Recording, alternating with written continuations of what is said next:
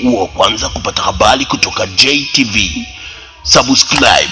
Allahumma ij'al watanina hadha Tanzania al-khaira wal baraka ya arhamar rahimin. الله يا الله يا الله يا ملجأ القاصد يا غوثاه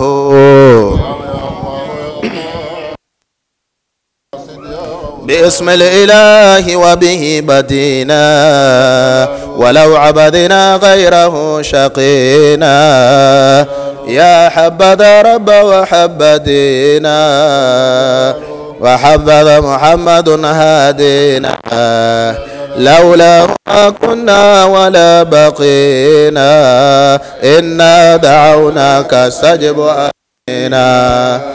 الله يا الله يا الله يا ملجأ القاصد يا غوث اللهم لولا أنت ما اهتدينا ولا تصدقنا ولا صلينا فأنزل سكينة علينا وثبت الأقدام إن لاقينا نحن الأولى جاءوك مسلمين إنا دعوناك استجب آمنا. Zakula wa Islam Tanzania BAKWATA mkoa wa Songwe tumeandaa dua.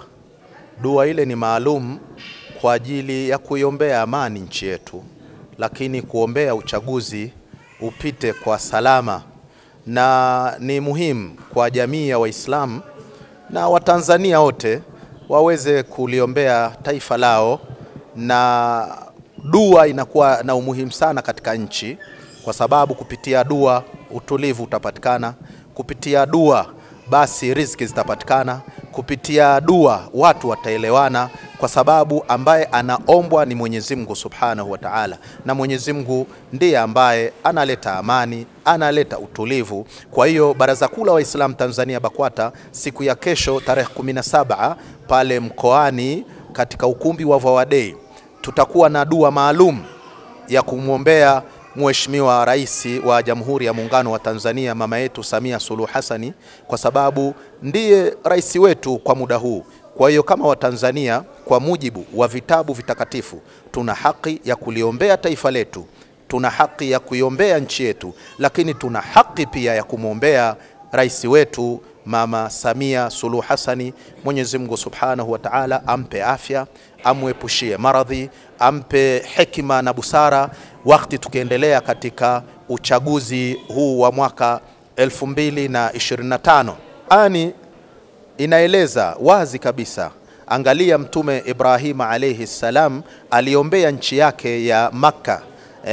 Ibrahim alisema Rabbi ij'al hadha baladan amina, anaiombea nchi yake, anasema Mungu, Mwenyezi Mungu ninakuomba jalia nchi yangu hii ya Makka iwe ni ya amani, lakini sio ya amani tu, warzuquhum minath thamarati, hawa watu wa nchi hii ya Makka basi uwajalie wawe na vyakula, wapate riziki. Lakini tunaona pia hata wakati Mtume Muhammad sallallahu alayhi wasallam ameondolewa, amefukuzwa ndani ya nchi yake ya Makka, anaondoka ndani ya nchi yake, angalia uzalendo wa Mtume Muhammad sallallahu alayhi wasallam.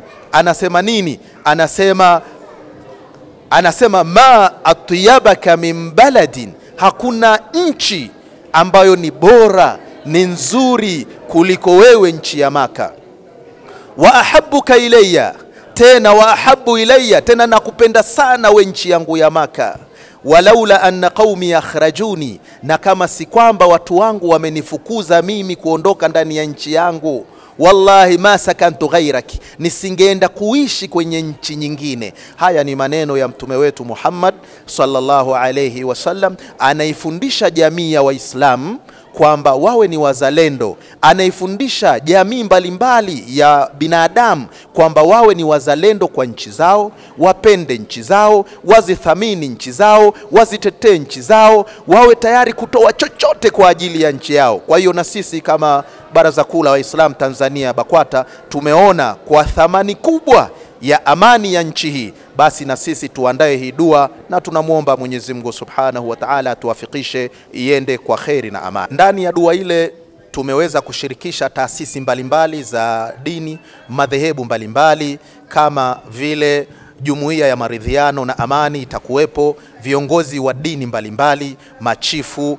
Mgeni rasmi atakuwa ni mheshimiwa mkuu wetu wa mkoa, Mheshimiwa Daniel Chongolo, ndo atakuwa ni mgeni rasmi katika dua hile. Kwa hiyo tunawaomba Watanzania wote, wana Songwe wote, tuje pamoja siku ya kesho ili tumlilie Mwenyezi Mungu Subhanahu wa Ta'ala, tumuombe Mwenyezi Mungu Subhanahu wa Ta'ala. Kama ambavyo nchi ilivyo na amani na utulivu, basi amani iendelee na uchaguzi upite kwa amani na salama. Wabillahi tawfiq. Wassalamu alaikum wa rahmatullahi wa barakatuh.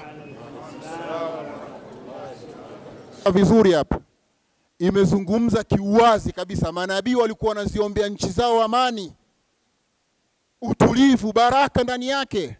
Kwa na sisi tuna wajibu pia wa kufanya hivyo.